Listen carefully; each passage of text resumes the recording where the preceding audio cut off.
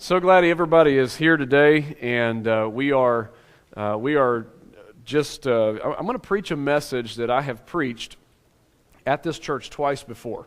However, I will tell you this: I am the reason I preach this one is for this reason right here. How many of you in the last 30 days have been tempted to sin? Okay, all right. That's why I preach it right there. That's why. That's why. Sin is any breaking of the law of God. You know what God wants you to do, and you don't want to do it, and that's sin. And you decide to do something else, and that's a sin. I want to talk today about a battle plan for temptation.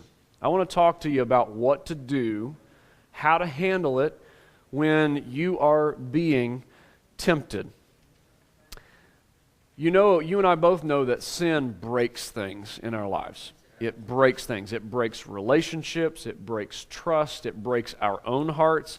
Eventually, it will break your body and your mind. It breaks your finances. It breaks everything it touches. The Bible says the devil comes to steal, kill, and destroy, and he does it not primarily through some sort of spiritual attack where he tries to just take things from you. I kind of smile sometimes when I hear people say they lost, they're like they financially they're under attack. And I say, well, it's true that the devil can attack your finances. It is true. But primarily the way the devil attacks us is by attempting to get us to sin. And he knows that sin then will break everything. Right? If he can make you, it's not so much like the devil's looking at your bank balance saying, ha ha ha, if only I could steal their money. It's a little bit more like he's looking at your soul saying, if I could get that person to do wrong, I could take everything eventually anyway. Right? That's the way he tends to attack. And so I want to talk to you about how to handle temptation. In 1 Corinthians chapter 10 and verse 13, there is a powerful verse that I think you ought to add to your knowledge, your biblical repertoire. 1 Corinthians chapter 10, verse 13 says this: "No temptation has seized you except what is common to man." Push pause. You're not alone. All right, you're not alone. Because one of the major things the devil will tempt you to do is make you think you're the only one. When I was struggling and fighting and regularly falling into temptation and sin in the area of pornography, the devil convinced me I was the only one, and if I told anybody, I'd be humiliated and they'd think I was terrible. But the truth is, no temptation has seized you except that which is common to man. It happens to all kinds of people. You're not alone. Temptation is normal. Now, I didn't say sin was normal. Sin is subnormal, all right? But temptation is normal. And God is faithful. He will not let you be tempted beyond what you can bear, but when you are tempted, He will also provide a way out so that you can stand up under it.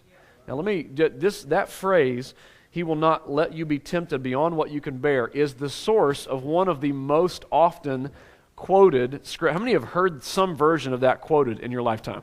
That God won't put on you more than you can handle. All right? Yeah. That phrase right there is often quoted, but it's almost always pulled out of its context and quoted by itself. It's quoted just all over here by itself and not put into what the Apostle Paul was actually talking about. He didn't mean primarily, when Paul said this, he didn't primarily mean, well, you lost your job and you had a wreck and your dog ran off, but your puppy ran off, but God's not going to put on you more than you can bear. No. That's not primarily what he was talking about.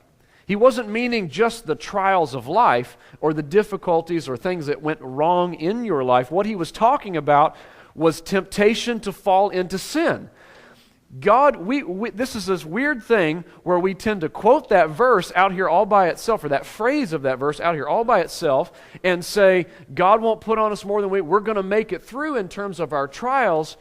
But people often say, well, we're tempted. Everybody sins. right? It's almost like we took that part out and made it stand all by itself and talk about trials and took it out of the part about temptation. The truth is that there is no temptation you have, but other people have it too. You're not alone. God is faithful and will provide a way of escape so that you can handle any temptation that comes your way. Spiritual victory over sin and temptation is possible. Now, in that case, what we need to talk about is how do we handle temptation?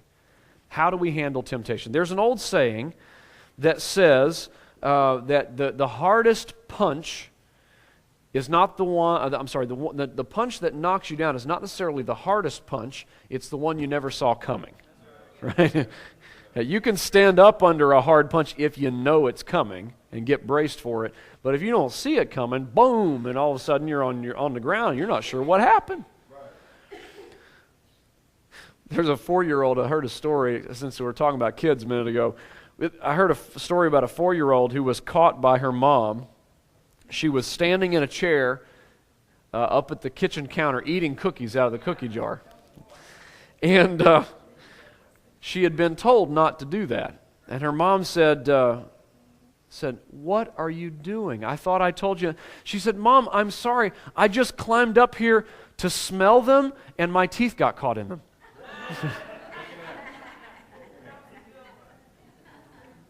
That's pretty good, but anybody else ever been like, God, I just stayed here to smell it. I just wanted to, and my teeth got caught. Sounds like with the excuses we offer the Lord sometimes, doesn't it? I want to talk to you about 3 steps, general truths about sin, all right? Number 1, 3 steps from temptation down to sin. Do you know that temptation is not a sin? Can we start with that? All right, temptation is not a sin. The first step of temptation is that something sinful gets your attention.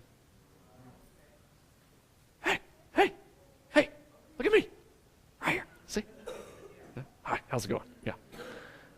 Look, something sinful gets your attention. Nobody yet was ever tempted by something they didn't notice. Right? You've never been tempted by anything you didn't know existed. Chocolate, but you know about chocolate. You already know. Something sinful gets your attention. Number 2, something sinful is attractive to you. Is attractive to you. Nobody yet has ever been tempted by anything they were disgusted by, where it's like, oh, I don't want that, I don't like that. You're not tempted by that stuff, right? Instead, we are tempted by something that is attractive. There is a certain attractive. Can we just admit this together? There is a certain attractiveness to sin.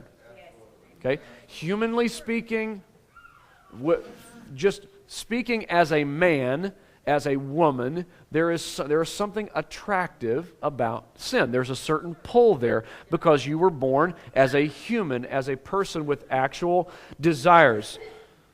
Anybody recognize this sign right there? Krispy Kreme. Hot now.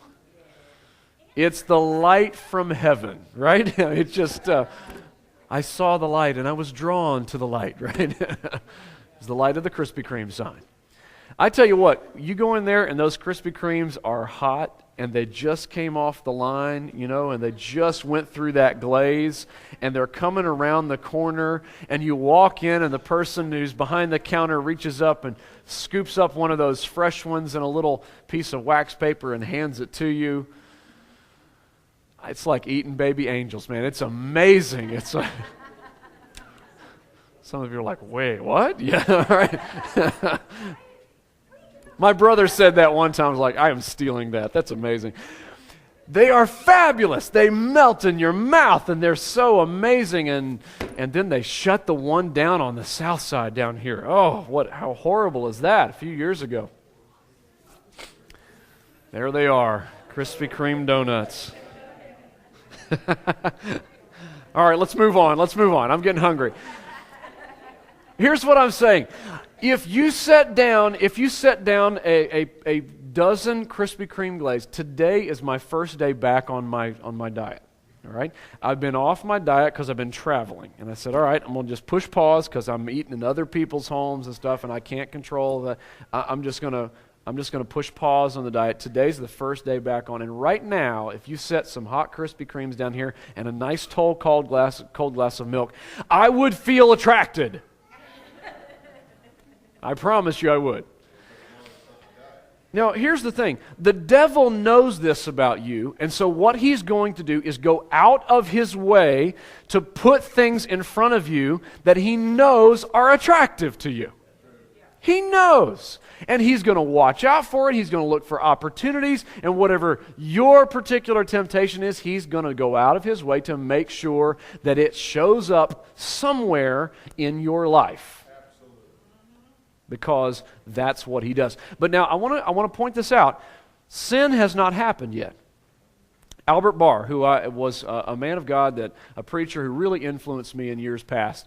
Albert Barr used to tell a story about a man when he was teaching at a Bible college, a young man, very sincere guy, came into his office and said, he said, Brother Barr, I just need to talk to you, and I just don't. There's some things in my life I just don't know what to do, and it's bad. And he said he was just nervous, beside himself. He said, well, why don't you tell me what the problem is? And he said, I can't. I don't know what to do. It's kind of awkward to talk about it. I just don't want. He said, well, tell me what the problem is. He said, well, I'm attracted to girls. And Brother Barr said, I said, praise the Lord.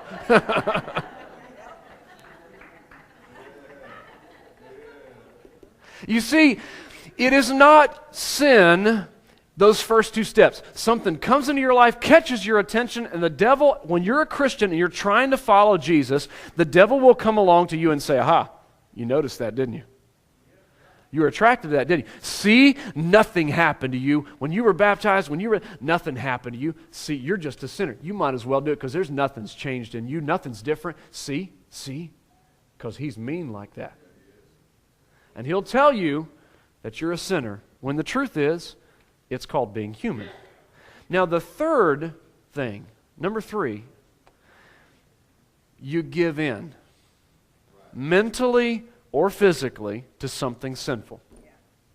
So you have given the consent of your will, your chooser, way down on the inside, whatever that is down on the inside of you that chooses, you choose to do it. So guys, you're driving down the street, it's coming, springtime is coming, summertime is coming, and immodesty is a thing. And so you're driving down the road, and you're like, and there's a girl, she's walking down the sidewalk, and you notice that. That's not a sin.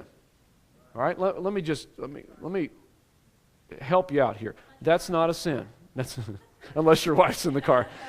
The truth is, you notice it, not a sin, even if your wife's in the car, not a sin. Secondly, there is something biologically attractive about that. There is. And it would be crazy not to say that. Now, that's not a sin.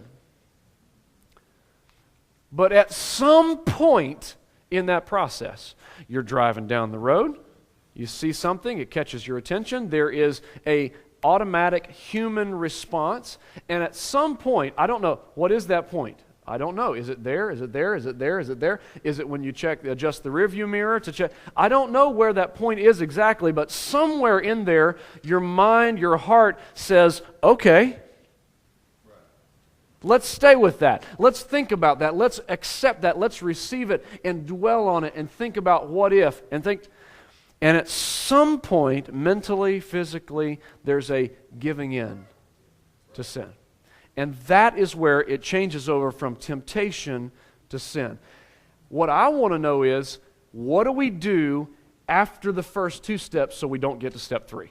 That's what this sermon is about. Okay? What do we do during and after those first 2 steps so we never wind up with step number 3? That's what this is about today. Number 1, here's a battle plan for temptation. Number 1, fear being mastered by sin. Fear the Lord, Proverbs says, and depart from evil. Fear the Lord and depart from evil. You heard the story about the mom who told her little boy not to go swimming? She said, you got to go out, and there's a swimming hole. He liked to swim out on their property, and she said, you got some work you got to do out there. Don't go swimming.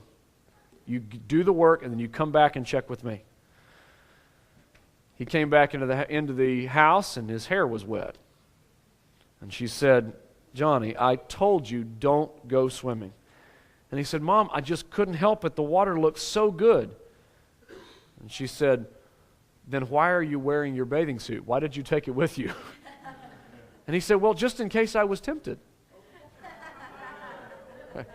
And there's somebody who decided they were not afraid of being mastered by sin. They were making allowances for it. They were preparing to be beaten by sin. Don't prepare to be beaten. Prepare to win. Right? Fear being mastered by sin. Jonathan Edwards, a preacher of centuries gone by, godly man, wrote this. He said, in a series of resolutions he wrote for his life, he wrote this. He said, resolved never to do anything which I would be afraid to do if it was the last hour of my life. Oh, good word.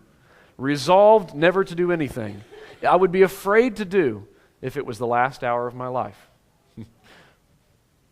Fear being mastered by sin. Number 2, expect the battle. Expect the battle. Ephesians 5:15 says, see that you walk circumspectly. That's an old word. Circum is like circumference, around, and spect is the same root as spectacles, right? Looking around. Walk looking around.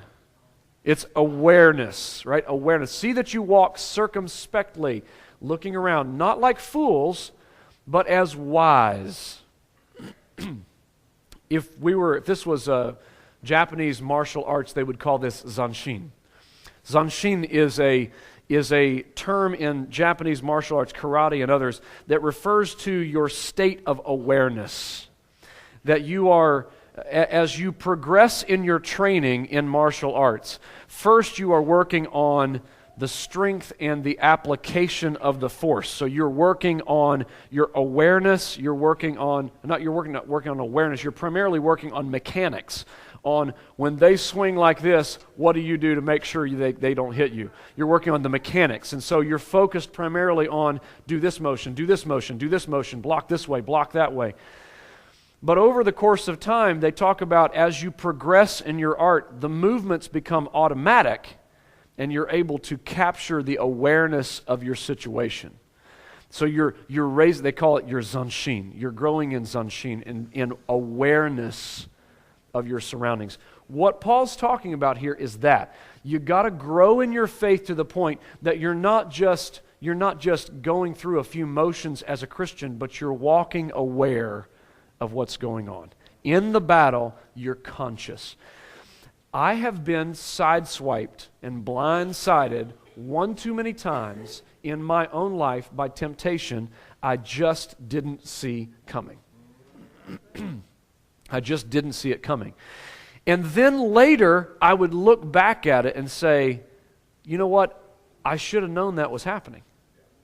I should have known that was coming. If I would have been watching and had been aware of my emotions. By the way, anybody ever been through a recovery program, 12-step type thing or whatever? Yeah, several of you have. One of the things they will teach you is to recognize your triggers. You know what I'm talking about by triggers? Anybody ever heard HALT? H-A-L-T? HALT, the acronym. Hungry, angry, lonely, tired? Right? If you're hungry, angry, lonely, tired, those are triggers, and you are much more likely to stumble in terms of addiction if you're HALT. You're hungry, angry, lonely, tired. And so what are they trying to do? They're trying to raise your awareness of your situational awareness, your zanshin, you're walking circumspectly so you can see it coming and recognize what I'm feeling and be able to walk and be able to guard against it. It's very important in addiction recovery to be able to recognize that pattern and that process, recognize the front end of it, because we all know what it looks like from the back end. A few years ago, my wife and I, when we lived in Kentucky, and we bought a house, remodeled it, moved in, and after we'd just been married for a very little time, got married, moved directly into this house, and we had 2 upstairs bedrooms, and we had downstairs like a humidifier. It was kind of a dry time of the year. We had a humidifier running downstairs, a whole house humidifier, so kind of a big fan, you know. And we went to bed one night, and I was laying there, and it was probably 12:30, something like that. I had just gone to sleep just a half hour before, something like that, when I was suddenly awakened by a very definite thump. I mean, I'm not talking about like a creak, house settled, little bit of a pop sort of thing. I'm talking about there was definitely a thump downstairs. I laid there. It's dark. I'm listening, trying to hear, trying to pick out sounds. You know what I'm talking about? You're like trying to pick out a noise, like anything out of place. The problem was that humidifier was running downstairs, and you can't hear. Like I couldn't hear quiet sounds. It would have to be something rather significant for me to hear. And so finally I said, you know what, this is stupid. I'm not going to lay here and wonder what's going on. So I slipped out of bed quietly, stepped over to the closet, pulled out my 12 gauge. It's a bolt action, so it's kind of that loud thing, and stepped up to the top of the stairs and jacked a shell into the chamber, flipped on the light. My wife sits up, and her eyes are that big, and she's like, what's the matter, what's the matter, what's the matter? And I put as many muscles as I possibly could into my voice. And I said, if there's anybody in here, now would be a good time for you to leave. And then I quietly slipped down the steps where I could see the bathroom, and I could see in there, and then I could see over around the corner of the banister, I could see the room below me. And then I moved around the corner and slipped up next to the wall where I could clear the living room. You know, at the end, you work in the angles. And I cleared the whole house, and there was nothing there. Later, a couple of nights later, I did figure it out. The light was out on the back porch, and I flipped on the light, walked into the kitchen, flipped on the light on the back porch, and there was a possum on the back porch. That's what happened. But at the time, I had no idea about possums on the back porch. But I guarantee you, as I'm looking and making sure, and you're checking every square inch of that room, there's nothing to hide behind there, and then you're clearing the... I guarantee you, I was walking circumspectly. I wasn't going to be like, oh, I didn't notice that. No, I was noticing everything. You know, in your life, what if you expected the temptation? What if you knew you were going to drive by that place? What if you knew that person was going to call or text? What if you knew you were going to sit down at your computer and that website was going to be there? What if you knew that you clicked that? There are certain things I have blocked on my blocker, not because they're bad, but because I know what's in the sidebar.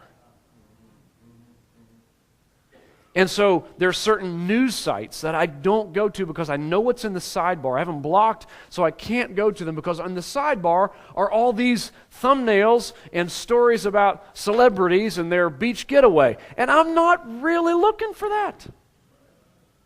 But what I found out was happening was I would go to read the news for the day. I'd find a link here. Oh, look, this looks like an interesting story. I'd click that one. I'd see that, and there's the sidebar. And before long, you're clicking that, and you're clicking that, and you're clicking that. Not acceptable. Not for me. No. I want to see the battle coming and expect the battle. You know that app on your phone. You know that app on your phone. You know which one. Expect the battle. Let's keep going. Number 3, stay away from temptation as much as possible. Stay away from temptation as much as possible. Jesus taught us to pray, do not lead us into temptation, but deliver us from evil. Now, if God's not going to lead you, you can pray, God, please don't let me have much temptation today. But if you personally are leading yourself into temptation, you know, maybe God didn't put you there, maybe you did, right? Don't do it yourself either. Paul told Timothy, flee the evil desires of youth and pursue righteousness, faith, love, and peace. Teenagers, let me just stop here for a moment, and young men too. Let me just stop for a moment and say, do you guys know that the youngest portion of your life can be one of the stupidest portions of your life? You need to borrow wisdom from this lady at the end of the row right here, and from your pastor and your youth leader and your mentors and other Christian godly people. You need to borrow wisdom from those people. All right? They've been through stuff before, and they know stuff you don't know, and they don't have to explain everything. They don't. They can just say, bad idea. And you're like, why? Why? Tell me every reason why. You can't prove that's a bad idea. No, okay. Just trust them. Flee the evil desires of youth and pursue righteousness, faith, love, and peace. You hear about the guy that was trying to lose weight? He came into the office with 24 donuts, and his coworker's like, what in the world? We thought you were on a diet, man. He said, well, I was driving here today, and I told the Lord, I said, God, I really want some donuts. But I feel I'm on this diet, but if it's your will, God, for me to have donuts, please let there be a parking spot right in front of the donut place. And he said, sure enough, the fourth time around the block, there it was. No, that's not a guy who's running from temptation. That's a guy who kind of would like to be tempted. He's looking for an opportunity. Flee, run, get out of there. And it goes without saying that if your area of temptation is alcohol, you probably shouldn't eat your lunch at the local bar. Okay, it probably goes without saying. But let's. What if your area of temptation is talking unkindly about other people? There are some people, right, you should stay away from. There's a pastor friend of mine named M.R. McCrary that told a story one time. He said, I used to have a trash truck that came through our neighborhood, and there was a big sign on the side of that trash truck that said, I am your friendly neighborhood garbologist. You ever met somebody who was the friendly neighborhood garbologist? You know what I'm saying? They're just happy to hear any dirt you might have, right? Oh, tell me more. Who do we need to pray for and why, right? Am I making sense to you? All right. That person, you don't want to hang with that person. What if your area of temptation is sexual? What do you do? What if your temptation is same-sex attraction or bad use of time or skipping devotional quiet time or using language that's not appropriate for a Christian? You got to make a plan and then figure out, how do I stay away from temptation? What do I do? Number 4. Well, my thing didn't work. Let's try it again. I got to tell you this story. You heard the joke about the doctor who, a guy came to him and said, doctor, I broke my arm in 2 places. And the doctor's like, well, stay out of those places. Right. Thank you. All right, yeah. All right, number 4. Number 4. Find an accountability partner. Find an accountability partner. Proverbs 27, as iron sharpens iron, so a man sharpens the countenance of his friend. Ecclesiastes 4:12 says, a person standing alone can be attacked and defeated, but 2 can stand back to back and conquer. 3 are even better, for a triple braided cord is not easily broken. You got to find somebody to go with you. I will tell you that in the process of my struggle and fight against sin, in terms of the pornography issue that I mentioned earlier, in that struggle, what I found was, if it stayed in a dark corner, a closet of my life, it grew in power. When I dragged it out into the light, that's where it started dying. When you drag it out into the light and you're willing to talk about it, and you're willing to share it with other people, and you're willing to admit it, and you're willing to say, I got a problem and I need help, that's where it starts losing its grip, is in the light. It doesn't lose its grip in the dark. It loses its grip when you drag it out in the light.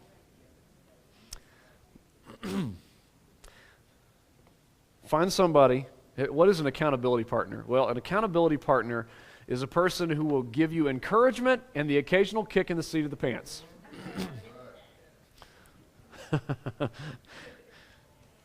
Bear Bryant is a legend in Alabama. He was a football coach of the Alabama football team. And Bear Bryant, the story is told of him. One time his Alabama football team was playing far below their talent in the first half. They were getting beaten, and they were getting beaten nicely.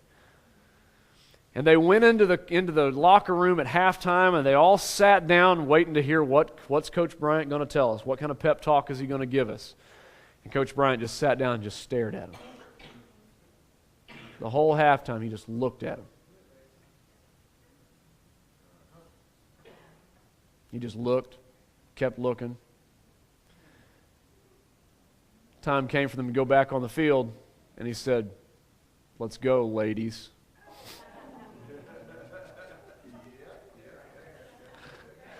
They went out on the field, and you better believe the second half was a little bit different than the first half.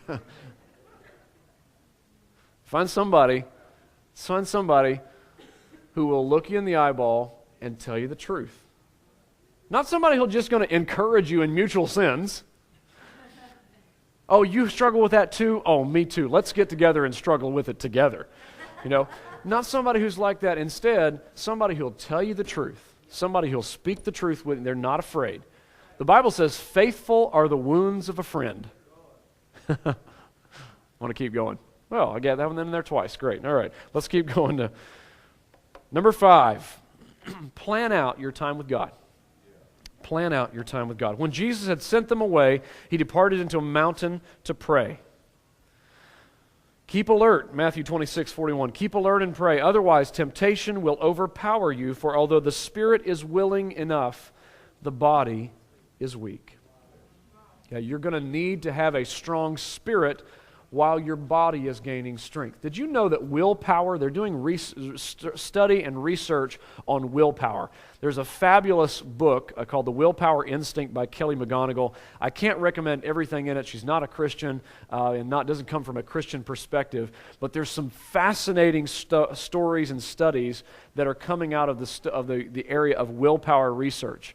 And what they have found is several things that are really, really interesting. One of the things that raises willpower is meditation time. Now, she would include in that, meditation like transcendental meditation or Eastern meditation. But I would say that is really fascinating because the Scripture teaches us to meditate on the Lord and to pray and think of Him and to have quiet time with God where we talk with the Lord.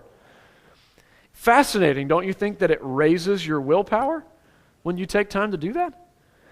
A very interesting thing that they did a study where they brought students, college students, through a room, and they brought them in. There was a snack cart that was there where they had healthy snacks and not healthy snacks. They didn't designate them or identify them in any way. They just put the snacks out there. And they gave one group of the college students a phone number to memorize, to think about and hold in their memory. They said, "We want you to memorize this, and we're gonna come back in 10 minutes. In the meantime, please eat a snack off of our cart, and we'll come back in 10 minutes and see if you still have the phone number memorized." It's just a study we're doing. They didn't tell them the snack cart was the point. So the second group, they didn't give anything. Any number to memorize. They just said, "Could you wait here for 10 minutes? Please eat a snack from our cart. We'll be back in 10 minutes and we'll get started." The people who were holding the phone number were far more likely to choose an unhealthy snack. The reason is they were distracted. The busyness, the process of making sure I don't forget it, holding these details in my mind, distracted them and made them choose things that if you had asked them which of these is better for you, they would have definitely said the healthy snack is better, but it made them able or much more likely to choose the unhealthy one. Here's what I'm saying. You carry all these details in your mind and all the things of life overwhelm you. You need to get alone with God and dump some of that out on Him. And say, "Lord, would you help me to be peaceful and calm today and take these things? I'm going to leave them with you. I can't handle them. I'm going to leave them with you through the day so I can walk aware throughout the day." Am I making sense to you this morning? Number 6, replace evil thoughts with good. Finally, brethren, whatever things are true, whatever things are noble, whatever things are just, pure, lovely, things of good report, if there's any virtue, if there's anything praiseworthy, meditate on these things. Have you ever noticed that when you focus on something, you tend to drift toward it?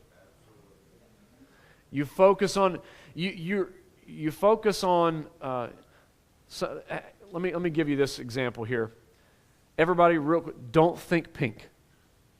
Don't think of pink. No, pink. Don't think of pink. No, stop thinking about pink. Stop it. No, don't think about pink. Cut that out. How many are thinking pink? Right? You're like, you kept saying it. Of course I'm thinking of pink. It got brighter and brighter as you're going, right? Here's what I'm saying. The best way to not think of pink, what's the best way to not think of pink? Think of something else. Yeah, think of blue. Think of some other, go somewhere else with your mind, rather than, I'm not gonna think. If your life is taken up with just, I'm not gonna do this, I'm not gonna drink today, well, now you may have to tell the devil no a number of times. He's gonna come to you and it's gonna come into your mind. But you need, rather than just dwelling on it, replace that thing with something else. Replace it with that which is good, positive, right, and holy, and righteous. Men, if you struggle with sexuality, if you struggle with those thoughts, you got to replace it with wholesome, right, and good sexuality. That's right and good, and you should. Okay? You wonder how to do that? I'll talk about it sometime. I'm going to preach on that before this year is over. I'll be happy to talk to you about it personally at this time. All right? Let's keep going. Number 7. 8. Number 8, thank you. Find a mentor. Find a mentor, a person you respect and want to be like. Sometimes when you think of somebody else, it will help you set a pattern for your life. The old saying, if you aim at nothing, you'll hit it every time, right? If you don't know where you're going, any road will take you there, right? If you have a destination in mind, have a plan, have a picture in mind. There are times where I've been tempted and I've succeeded in defeating temptation by saying, no, I have decided I want to be like that person that's got a good family and their relationship with their wife is good and wholesome and right, and they're healthy and whole, and their mind is pure, and they are so full of God, and they're just beautiful, their spirit is just beautiful. I want to be like that person. I'm not going to do it. I want to be like that person. Find a mentor. Philippians 3, sometimes thinking of that person. Brethren, join in following my example and take note of those who live like us, since you have us for a pattern. Teenagers, you're not smart enough yet to plan your own life out. Find somebody. I promise you, most people in the season of life, how old, let's see, Chance, how old are you? You're 14. The season of life that you guys are in, the season of life that you young guys are in, there are so many people that blow that season of their life. And many of your friends will. I promise you they will. So here's what you do. You go, instead of looking around at your friends and saying, I wonder what everybody else is doing. I wonder what's popular right now. What are they doing? Well, all of them, this is the way they date. This is what they do with their girlfriend. This is what, rather than taking that approach, find somebody who's like 20 years older, 30 years older than you, who has everything you'd like to have when you get to that point. Okay, they got a good marriage. They got kids that are good and that follow their example and are under control. They got a house and a car and a job, and they're stable and strong, and they love the Lord. Find somebody who has everything you want, that you see that you want to be like, and go ask them how they did it and follow their advice. Okay? And say, what do you think I should do about this? And then listen to them. Okay? Do those things. All right? All right, let's see. I got to go on to number 9. Learn to resist Satan. Resist the devil, and he will flee from you. Did you know, this is very interesting, there is not a single time in the Bible that you are commanded to resist temptation. Not one time does it say resist temptation. It does tell you resist the tempter. resist the devil, and he will flee from you. It's not just that thing, it's a person who's trying to get you there, and they want you to be clouded. He wants you to be clouded about the fact that he's there. All he wants you to see is that tempting thing, that attractive thing, and yourself, and your poor self, and how your needs aren't being met, and how you really just need to be kind to yourself this one time and give in because you deserve this. And he wants you to be completely unaware that he's there. And so the Bible never tells you resist temptation. It tells you to resist the tempter, resist the devil, and he will flee from you. Because if you understand he's there, you know he doesn't have your best interest in mind. He wants you to be completely unaware that he's even in the picture. There is a powerful story of a fight that took place, a fight that took place in Long Tan, Vietnam. In Long Tan, Vietnam, there was a group of Australian soldiers in the Vietnam conflict. There was about 125 of them that were on patrol, and they were the platoon. They were split up into a couple of different platoons, and there was as D Company, as they called it, was walking along on patrol.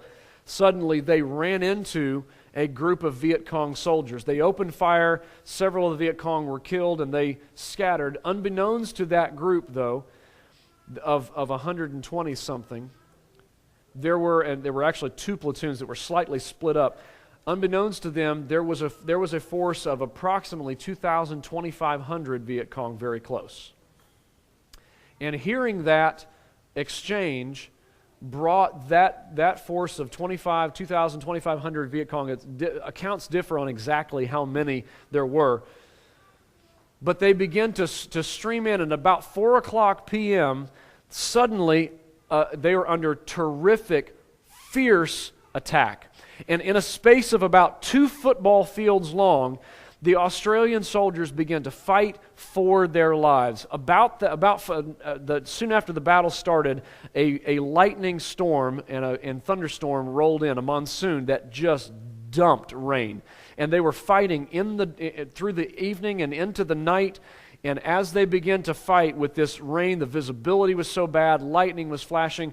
Estimates say that some 400,000 rounds of ammunition were fired from both sides in that exchange. It was a horrific battle. And over the next few hours, the platoons got separated. In the darkness, they could not find each other. One of the platoon's radio was destroyed, and under heavy fire, one of the radio men traveled from the first platoon and ran under heavy fire and found the other platoon so they could give them a radio and reestablish contact. In that terrible battle, they ran almost completely. Company D ran almost completely out of ammo due to the heavy fire and artillery supporting fire that was coming into their position. There was a no-fly order that went out for helicopters in that area. But finally, one helicopter broke orders and flew in and did an ammo drop just as they were down to their last 100 rounds of ammunition. They continued fighting. One person, Australian scout Alan May, later reported, he said it was eerie. They weren't running and diving behind trees. They just kept coming. They were basically blindly shooting into the wet and smoky darkness for hour after hour after hour, hoping that some support and some rescue would come. Over the course of the next few hours, finally, support did come. 18 Australians from the 125 were all that was killed. They fought through the rain. They fought through the mud. They continued pressing on. They held the position. And by the end of the day, 245 Vietnamese were dead on the battlefield. And there were hundreds. They'd captured documents later that indicated hundreds and hundreds more had been killed or wounded. I want you to put yourself for a moment into the middle of that firefight. As the rain falls down and the lightning flashes and the deafening roar of 400,000 rounds of ammo as it pops and flashes all around you. There had to be a moment where somebody fell. They say the fumes, because of the heaviness of the air, the fumes of the smoke from the gunpowder were so intense that soldiers would occasionally pass out and have to be revived from the fumes of the gunpowder. There had to be some moments where somebody felt like, look, let's just take our chances and give up. It would be easier to quit. We've only got 100 rounds of ammunition anyway. I don't see anybody else coming. We are pinned down. They can't get to us. There's a no-fly order for the helicopters in the area. But they kept on fighting. And they kept on shooting, and they kept on one more shot. One man was shot twice through the chest and laid face down in the mud and continued fighting for several more hours until finally, in fact, that's him receiving first aid medical attention right there. After the dawn broke and the platoon was rescued and reinforced. Here's what I want to say to you. I feel like, I'm guessing that there are some of you right here who are just feeling like you are under attack, and you've been under attack, and because of sin and brokenness, your marriage is under attack, your relationships, your job, your finances, everything. It's like it's all coming at you at once, and it's like I shoot one, and there's two more behind it. And I just want to tell you, don't quit. Don't give up. Let me tell you how you resist the devil. Here's what you do. You say no immediately. You don't wait and hem and haw around and maybe, I just don't think it's probably a good idea. No, you say no. I will not give in. You say no like you mean it.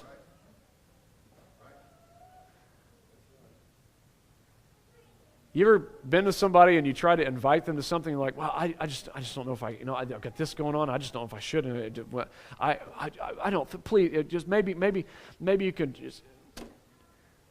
And you're like, oh no, seriously, could you? Well, maybe we could. And then you find somebody else and you invite them to something. And you're like, no. And you're like, okay, okay, never mind, right? Because they said no, like they meant it. And I would just tell you, don't hem and haw around about it with the devil. Say no immediately. Say no like you mean it, and say no continually. Satan, let me just tell you, the answer is no today. And at 4 o'clock this afternoon, the answer is no. And when I get off work, the answer is also no. And when I'm almost to go to bed, the answer is no. And tomorrow morning when I get up, the answer is no. And incidentally, just in case you were wondering, next week the answer is no. And the year after that's not looking very good for yes. So, no. Right. Number 10.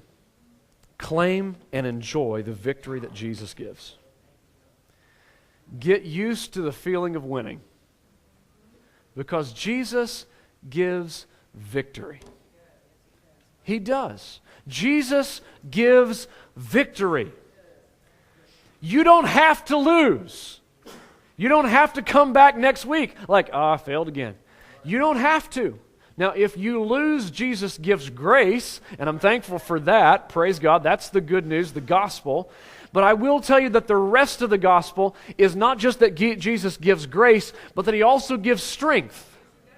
Jesus doesn't just give grace and strength. He also gives victory. That's true, and it's part of the gospel. And I want to encourage you, there is victory. 10 years down the road, you can be looking back on this season of your life and saying, by God's grace, I'm fighting new battles, but I conquered that one. By God's grace, I am a victor, not by my own strength, but because of Jesus. I want you to stand together with me, and I want us to sing the little chorus, Victory in Jesus, my Savior forever. He sought me and He bought me through His redeeming blood. He loved me ere I knew Him, and all my love is due. Let's try to sing it together. It's an old song. Let's sing it if you know it. Oh, victory in Jesus, my Savior forever. He sought me and He bought me with His redeeming blood. He loved me. He loved me ere I knew him, and all my love is due him. He plunged me to victory beneath the cleansing flood.